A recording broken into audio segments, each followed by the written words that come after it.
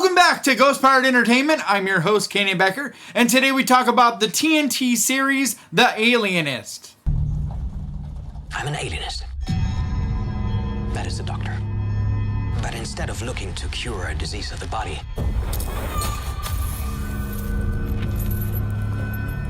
I look to help those who are suffering from an illness of the mind. Sometimes society looks upon people as crazy. It may only mean that they're alienated from their own true natures. So I just got done watching season 1 of The Alienist. And there is a second season, but I have not yet to start that. And then a season 3 is still up in the air, so it's hasn't been determined yet if it will get a third season. But there is for sure at least 2 seasons of this show. So originally it is a TNT series, but I caught it on HBO. But it's just a really well done period piece, psychological thriller type of show. This is the kind of show that is for fans like myself that are into shows like Criminal Minds, Mindhunters, or just recently I talked about the show Hannibal or True Detective. I mean, just that psychological Silence of the Lambs type of serial killer hunter kind of thing. This is a really interesting show for people that are into that kind of stuff. The thing I found so interesting about this show is that it's a period piece, and it takes place in 1896, or at least that's when the first season begins this whole story, right? And it's so interesting because police detective work and the science of police work was just really barely beginning. It was almost not even existent. I mean, it was pretty much like very, very rudimentary base knowledge of how to do police work. And this is taking place in the beginning of figuring out the criminal mind. So the term alienist comes from, at the time, people would call someone alienated, someone who had mental illness, sickness of the mind. They were alienated from society. So if you were a doctor that worked with the criminally insane or the people that just had mental illness of some kind, they would call you an alienist, the alienist, because that's what you did. You worked with people that were alienated from society. So that's what the name of the show comes from. And it's cool because I didn't know that term. So when I first saw the name of this show, I thought it was something to do with aliens. So I didn't even really ever look into it much. Not that I wouldn't have watched it if it was about aliens either, but I'm just saying that's just what I thought.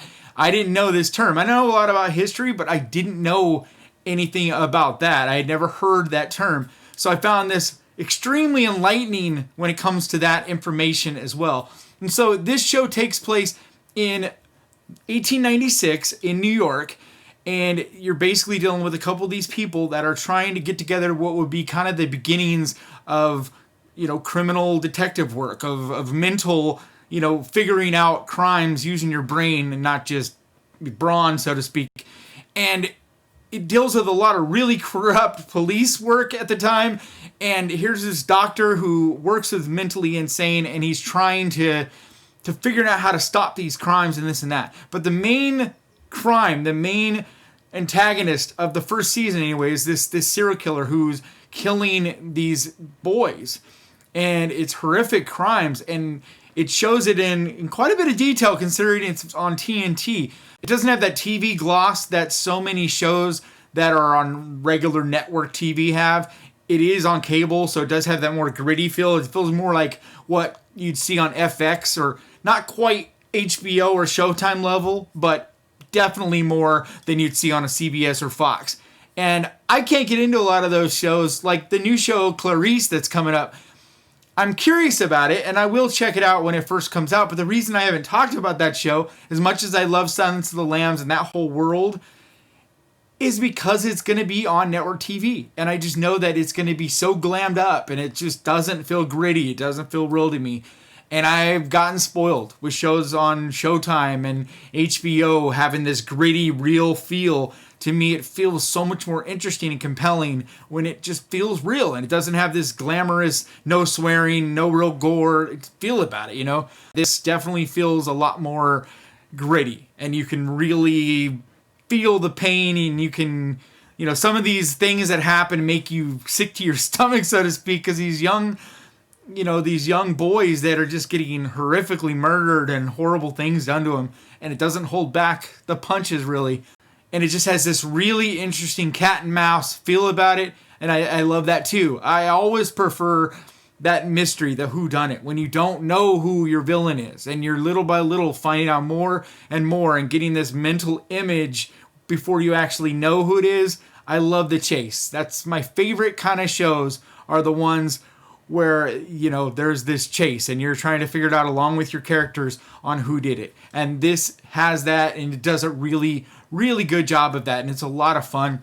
And it just looks amazing. Like, it really does that period piece look so well. Things are just beautifully shot in this show. The costume design is gorgeous. The acting is superb. It's just a really well done show. And I really hope it gets that season 3. Because even though I haven't finished season 2 yet, I'm hoping that it stays strong like it does in this first season. But all I can tell you is, for sure, I recommend season 1. Beyond that, I don't know, because I haven't watched season 2 yet. Maybe after I finish season 2, I'll let you guys, give you guys an update on this show. But I definitely recommend this for people who like that true crime, fictionalized true crime, but enjoy that type of TV shows. I think this is a series that you should definitely give a look. But that's going to do it for me today. Please hit that subscribe button and ding the little bell, because that's the best way to keep track of this channel and when I post videos like this. And I post videos like this at least twice every week. And I also want to give a big thank you to all my patrons. You guys are seriously awesome. And if you would like to find out more about becoming a patron, the link is down in the description.